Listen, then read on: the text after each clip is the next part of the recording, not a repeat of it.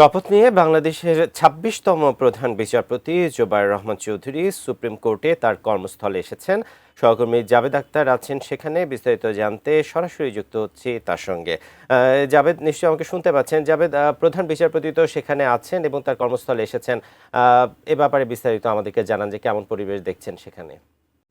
তম প্রধান বিচারপতি হিসেবে সকাল 10:35 শপথ নিয়েছেন বিচারপতি জুবায়ের রহমান চৌধুরী।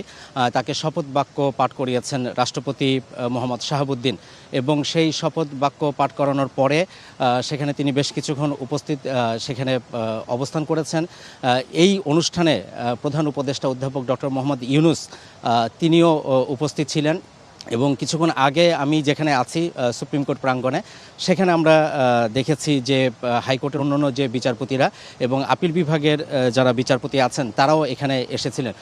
বিচারপতি জুবায়ের রহমান চৌধুরী তিনি বাংলাদেশের ২৬তম প্রধান বিচারপতি এবং এর আগে যিনি প্রধান বিচারপতি ছিলেন ডক্টর সৈয়দ রেফাত আহমেদ, তার স্থলাভিষিক্ত হবেন এবং আজকে তিনি শপথ নিয়েছেন। সেই শপথের মাধ্যমেই আজ থেকে তার এই নিয়োগ কার্যকর হলো।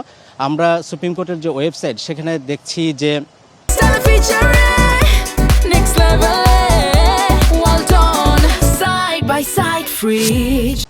বিচারপতি জুবায়ের রহমান চৌধুরী তার জন্ম 1961 সালের 18ই মে এবং সেই হিসেব করলে তার 67 বছর পূর্ণ হবে 2028 সালের 17 মে এবং বাংলাদেশে এখন প্রধান বিচারপতির যে বয়সসীমা সেটি হচ্ছে 67 বছর এবং 67 বছরেই গতকাল আরেকজন প্রধান বিচারপতি ডক্টর সৈয়দ রেফাত আহমেদ তিনি গতকালকে অবসরে গেছেন এবং আজকে তার জায়গায় স্থলাভিষিক্ত হয়েছেন এবং সেই হিসেব করলে জুবায়ের রহমান চৌধুরী প্রায় 2.5 বছর তিনি এই প্রধান বিচারপতির দায়িত্ব পালনের সুযোগ পাবেন, অর্থাৎ তার অবসরে যাওয়ার সময়টা হবে 2028 সালের 17 মে।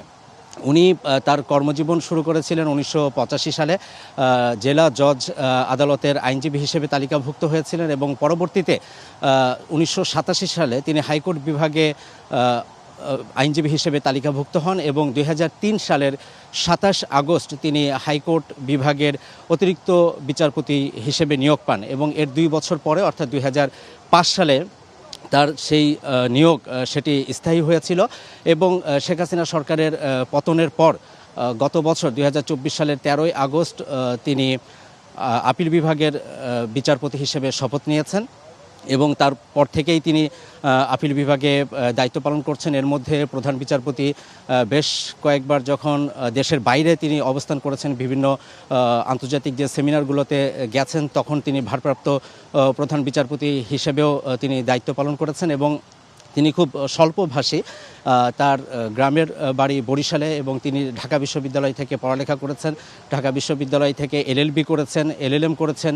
এর পরবর্তীতে তিনি যুক্তরাজ্যে আন্তর্জাতিক আইনেও তিনি MA সেখানে তিনি মাস্টার্স করেছেন এবং তার যে বিচারক জীবন, সেই বিচারক জীবনে বেশ কিছু গুরুত্বপূর্ণ রায়ও তিনি দিয়েছেন যখন তিনি হাইকোর্টে ছিলেন এবং আপিল বিভাগেও কিন্তু আমরা দেখতে পেয়েছি তার এক ধরনের যে প্রজ্ঞা এবং তিনি তার বিচারিক যে ক্ষমতা, সেই ক্ষমতা তিনি প্রয়োগ করে খুব ভালোভাবেই তিনি এখানে দায়িত্ব পালন করেছেন এবং হাইকোর্টের যারা আইনজীবী আছেন তারা এবং সুপ্রিম কোর্ট বারের সাথে যারা যুক্ত আছেন তারা মনে করছেন যে এই যে স্বাধীন বিচার বিভাগ হলো এবং সুপ্রিম জুডিশিয়াল কাউন্সিল গঠন হয়েছে, সেখানেও তিনি দায়িত্ব পালন করবেন এবং সুপ্রিম কোর্টের জন্য যে আলাদা একটি সচিবালয় গঠন করা হয়েছে, এর মাধ্যমে বিচার বিভাগের যে একটি স্বাধীনতার কথা বলা হচ্ছে, যেটি আইন মন্ত্রণালয়ের অধীনে আগে যেটি ছিল, যে বিচারপতিদের নিয়োগ,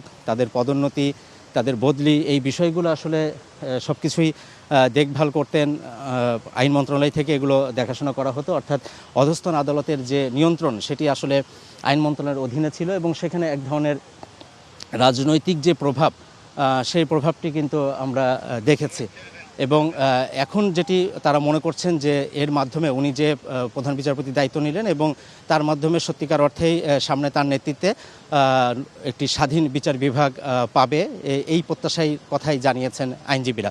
সুপ্রিম কোর্ট থেকে আমার কাছে এই ছিল সবশেষ। কিছুক্ষণের মধ্যে হয়তো প্রধান বিচারপতি জুবাইর রহমান চৌধুরী তিনি সুপ্রিম কোর্ট প্রাঙ্গণে আসবেন। আমরা চেষ্টা করব যে তিনি তার দায়িত্ব পালন নিয়ে বা তার কোনো প্রত্যাশা বিচার বিভাগ নিয়ে আসলে তিনি কোনো কিছু বলেন কিনা।